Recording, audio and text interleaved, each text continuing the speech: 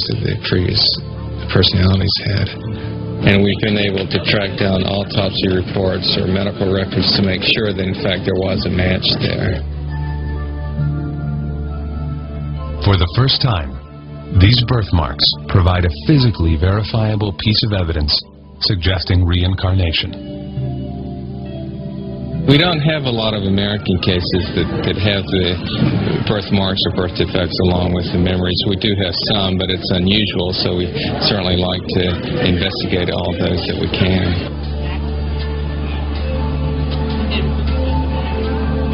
And Jim Tucker is about to visit one of these cases. He is boarding a flight to Florida to meet a boy who remembers being a New York policeman killed in a hail of gunfire.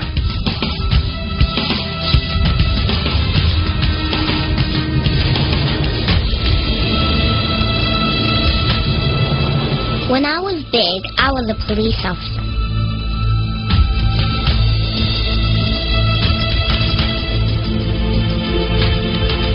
I walked into a store one night. They were bad guys, too.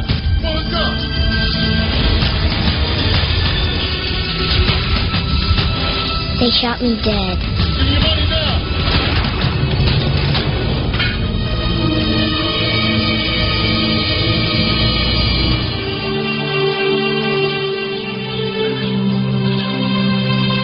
Pensacola, the home of Maria Hagedorn.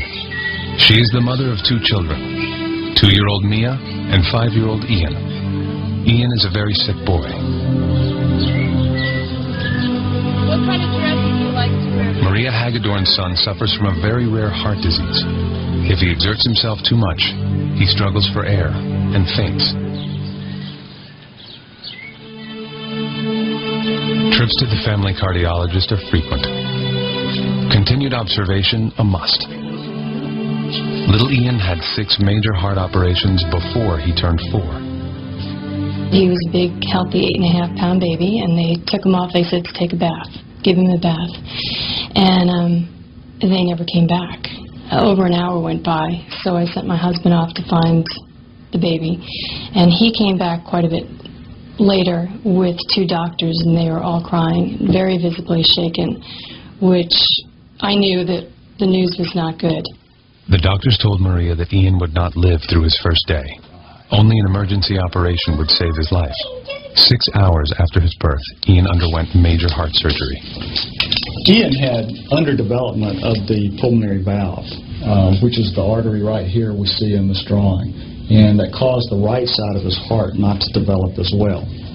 And what that leads to is a lack of oxygen in his blood. So it's a condition where he is essentially suffocating because not enough oxygen is delivered to the brain and to the rest of the body.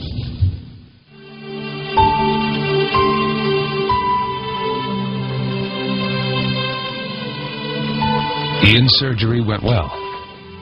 After almost 9 hours, a team of doctors managed to repair the valve. But the underdevelopment of the right side of his heart would take time and more operations.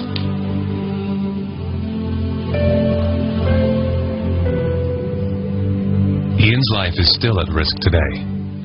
What brings Jim Tucker to this case is an event that took place over a year before Ian was born. My dad was a police officer, and he walked into Radio Shack, and he could tell something was going on. 2 guys up at the front desk pulled a machine gun out of their overcoat and pointed it at the manager. And my dad pulled his revolver and said, "Drop your weapons, I'm a police officer." And somebody was shooting him quite immediately after he said that. We're told people get light. Jim Tucker and Maria Hagedorn review her father's autopsy report. Eerily, the cause of death jumps out at anyone reading this report.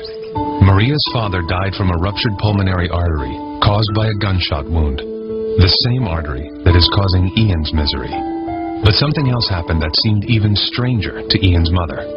The first time was when he was about 3, and I was doing some work in my office, and he was making quite a bit of noise, and I had threatened him with a spanking if he didn't quiet down. And he stood there and looked at me and said, "When you were a little girl and I was your daddy, lots of times you were bad and I never spanked you," which just kind of blew me away. He didn't get a spanking. And then Ian began to talk more about his grandfather. Growing up, we had two cats, a black cat and a white cat, and the black cat was Maniac, and the white cat was Boston. So one day I was doing something, and Ian came over to me and he said, "Mom, when you were a little girl and I was your daddy, what was my cat's name?" And I said, "Maniac?" And he said, "No, the white one." And I said, "Boston?" And he said, "I used to call him Boss, right?"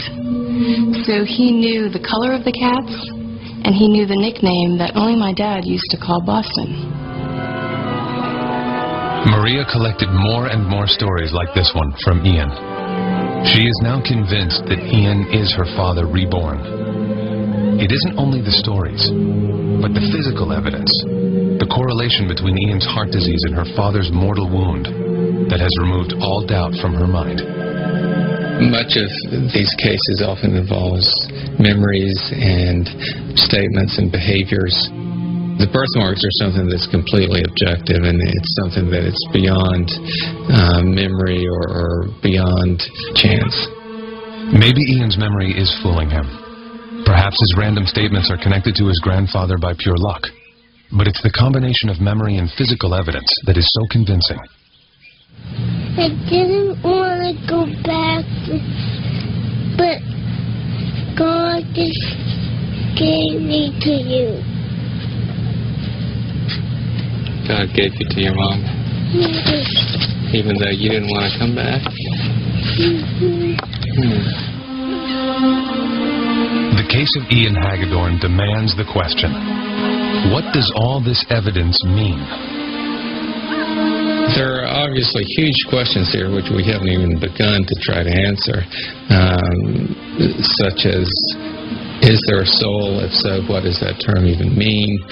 How does it get carried over from one life to the next?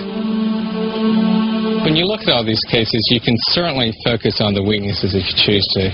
But I think there's also enough here so that if you choose, you can step back and say that there may just be something remarkable going on.